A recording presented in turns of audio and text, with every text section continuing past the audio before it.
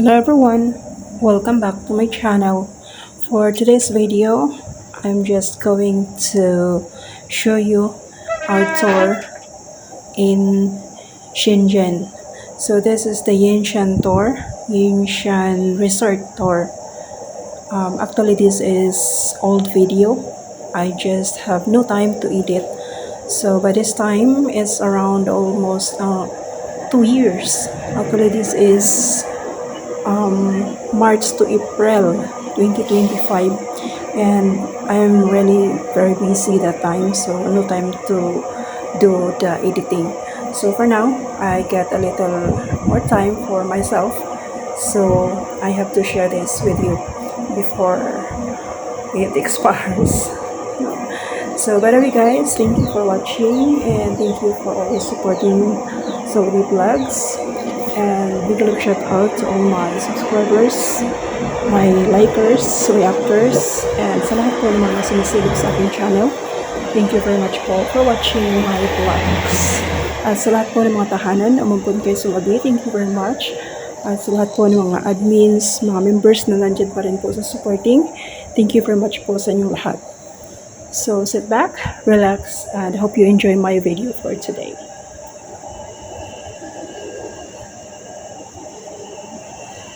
So finally, after a long drive, we already reached here in the windmill. This is the very entrance going to our destination for today's tour, the Yinshan Resort tour. And so we have to stop here and took some photos, videos, and anything that is a part of the tour actually. So yeah, we stopped for a while, and then before we proceed to the next destination, which we're going to have our lunch.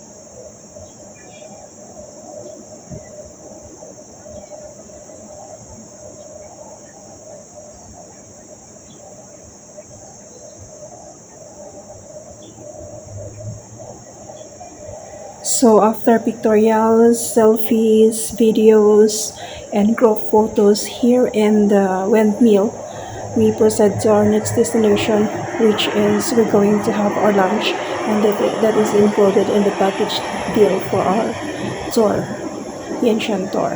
Yeah.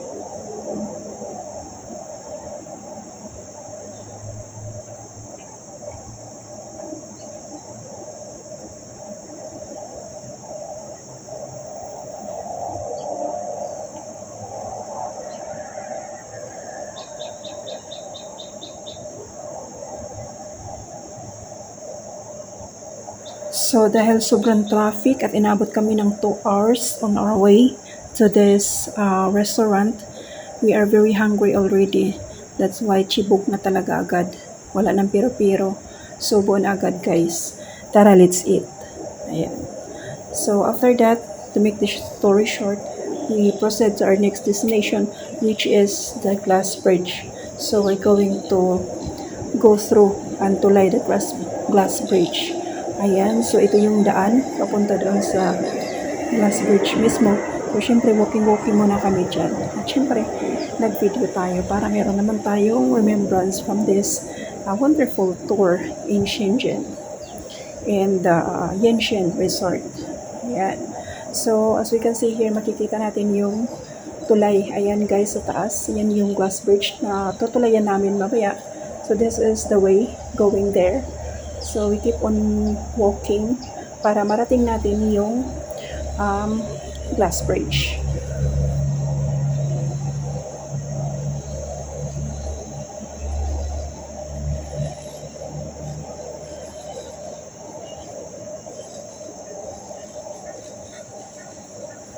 So dahil that was after the Chinese New Year, marami pang mga lobo sa taas or mga balloons. Ayan sa taas, na maganda rin naman yung daanan mo, para kang wini-welcome na, hey, welcome to Shenzhen, welcome to Yanshan, ganon. So worth naman yung aming tour. And actually guys, this is just the part 1 of our tour in Shenzhen. So meron pa tong part 2 at antayin nyo ang aking next time kasi I have to take time to edit the next part of this video. So for now, you just have to enjoy the part 1 of this video featuring the glass bridge this time, and our lunch and our way going to the Yanshan Resort. Ayan.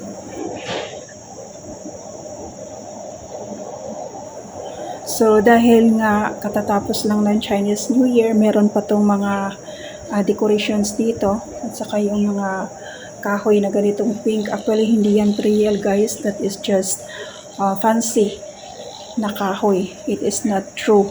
So syempre picture turista nga ni. Ayan. So they took picture there, they took some photos, but ako hindi na kasi wala lang. So yun lang guys. Ayan, this is real. This 1 and 3 is real, but that pink one are fancy. That is just a decoration. And yeah, this is the sa taas. So finally, we already reached here in this glass bridge. So ayan na guys, maglalakad na tayo dito sa glass bridge. Hindi naman tayo kabado kasi this is my second time coming here. I already have my first tour. Actually, it was around 2018, rather. Yeah, so 2018, and then we go back after a years. So that is 2025 with friends also. So yeah, it is not new for me anymore. So it's just normal for me. But the first time, I feel like kinabahan din. Pero now is normal, you know. Siyempre, nasa isip mo yung baka mag-break yung glass. So, yun lang guys. Mag-walking lang tayo dito sa glass bridge. At siyempre, mag-take ng videos, photos for this vlog. So, yun ang ginawa natin. At siyempre, nag-enjoy tayo dyan. Yung mga kasama tayong mga friends. Ayan. So, this is just a great memory, great moments for our tour. So ayan, we treasure every minutes here in this glass bridge kasi iba na yung daan pabalik guys. Ayan, so I'm walking here. As you can see, my shoes on the floor on the glass bridge. Ayan, so I enjoyed walking. Ayan, so that's very amazing experience walking into this glass bridge. Actually, hindi ba siya gaanong mahaba? Medyo maiksi lang naman din siya. But all is glass bridge going from the start and the end. Yeah, hindi naman gaanong mahaba guys. So, carry lang siya. Hindi siya gaanong nakakatakot. At saka syempre, pangalawa ko na, may second time touring here in this place. So, it's just normal for me as I said. So, as we can see here, there is a parang palaruan dyan, playground. Yeah, so bababa kami dyan mamaya. We're going to ride. So, ayan lang guys. Paalis na tayo at magpunta na rin tayo sa ating next destination, which is the splash. Yan. So, pero hindi kami So, watch nyo yung aking next video for this. The part 2. So, for now guys, this is hanggang dito na lang muna ang aking vlog featuring our tour. This is the part 1 of our Shenzhen tour, the Yantian Resort Tour 2025. Late upload lang to guys, ha? So, yun lang. Thank you for watching and please don't forget to like and subscribe if you're new to my channel. Thank you very much po. Please stay connected to be updated with my next videos. Once again, this is Sola B, always reminding you to stay healthy and be safe always po. See you on my next videos. Maraming salamat po ulit. Yan lang. See you next time. See you sa part 2 guys.